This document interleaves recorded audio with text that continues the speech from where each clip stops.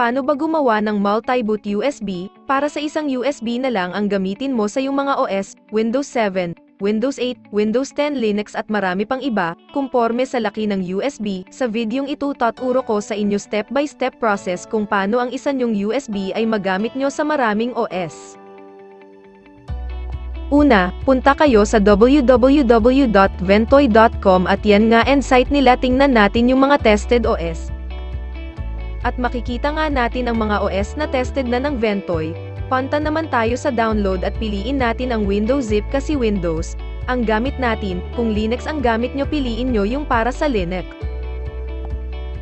At download na nga natin ang file, at intayin matapos ang download process. Pagtapos na ang download, punta na tayo sa location ng file at i-extract natin. Buksan ang extracted file at run yung Ventoy 2 disk. Piliin ang flash drive na gamit natin at click install. Click yes, and yes ulit. Intayin matapos ang process.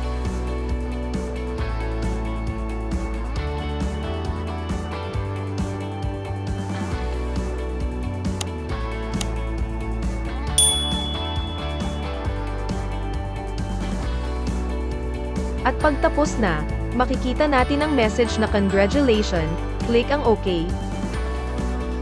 Punta na tayo sa USB na ginamit natin at makikita natin na ang level ng USB ay Ventoy. Buksan lang natin kung nasaan ang mga OS na nais mong gamitin at i-copy lang natin at i-paste sa USB, at wait lang natin matapos.